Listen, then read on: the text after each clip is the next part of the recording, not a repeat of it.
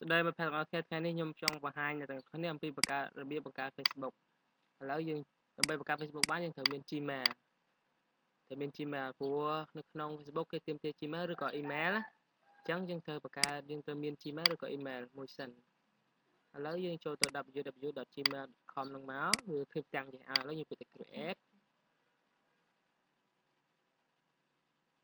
ឥឡូវកន្លែងនេះគឺ name របស់យើងនេះយើងដាក់ថាវាមាន first name last name ហើយដាក់ឈ្មោះរបស់ខ្ញុំនេះយើងដាក់ឈ្មោះចឹងមកនេះយើងដាក់លេខ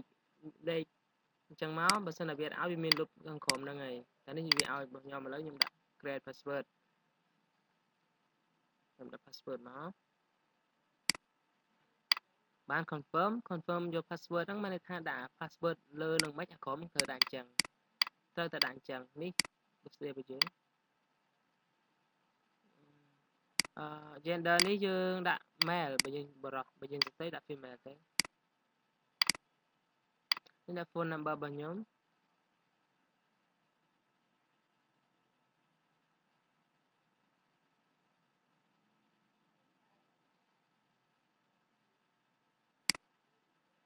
ឥឡូវនេះយើងមិនដាក់ទេទុកវាចោលទៅយើងយកនេះយើងថិចហើយថិចនេះយើងវាយអាលេខដែលគេឃើញព្រាហ្នឹងហើយយកពាក្យ agree ហើយយកពាក្យ next តែ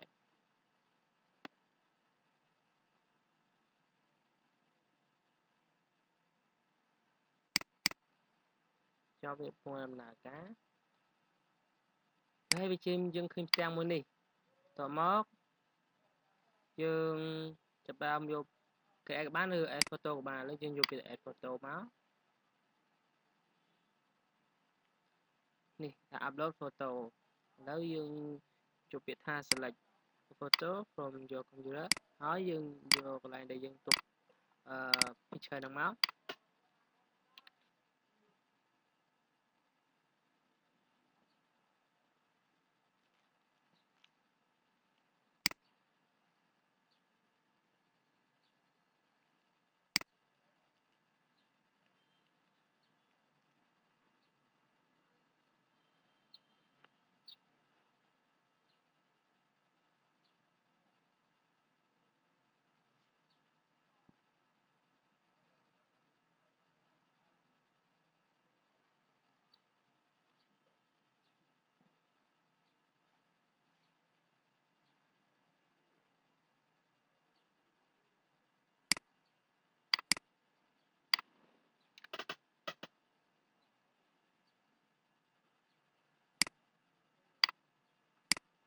ហើយដាក់ write live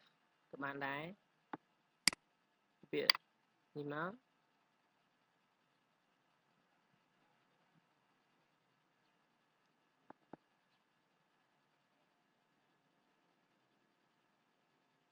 ហើយគេបានអញ្ចឹងយើង create មក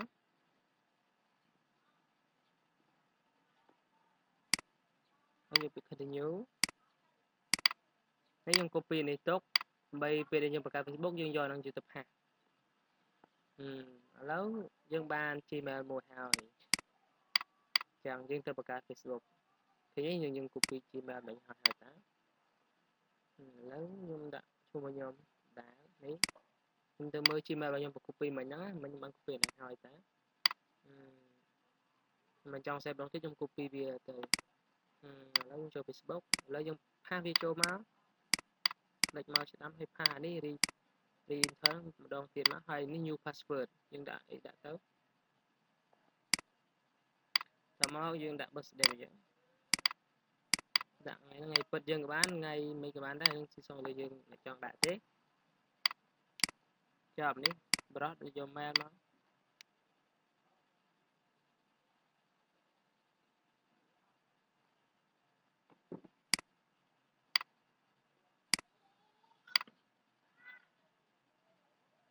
ឥឡូវនេះយើងអាចយកពាក្យ skip នេះមកព្រោះយើងមិនចង់ find friend នេះទេព្រោះខ្ញុំឧទាហរណ៍ឲ្យបងប្អូនទាំងអស់គ្នាយក skip ទៀតមកកន្លែងនេះ current city នេះយើងចង់ដាក់អីក៏បានដែរខ្ញុំស៊ីសងរបស់យើងតែនេះខ្ញុំឧទាហរណ៍ខ្ញុំចេះដាក់ទៅព្រោះ Facebook នេះខ្ញុំគ្រាន់តែបង្កើតសម្រាប់ឧទាហរណ៍ឲ្យបងប្អូនទាំងអស់គ្នាបានដឹងទេ hometown របស់យើង ខ្ញុំចេះដាក់ទេណាព្រោះខ្ញុំបង្កើតហើយខ្ញុំលុបវាចោលវិញវា next មកឈប់មិនត្រូវហើយវា next មក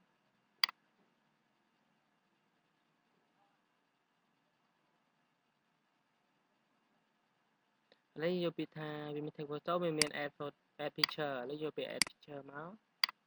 ឧទាហរណ៍យក picture នេះដាក់មួយ open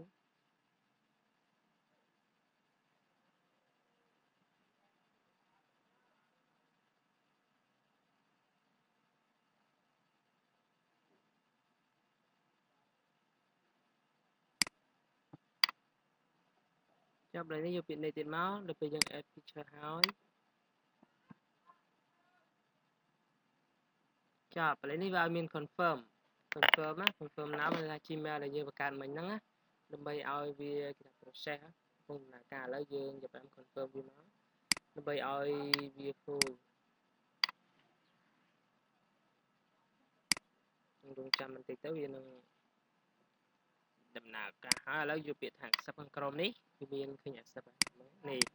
ហើយយកពាក្យថា accept នឹងមកទីវានឹងបានអាផ្ទាំងលើនោះហើយអូខេនៅឃើញ Facebook យើងបាន full ហើយចូលមក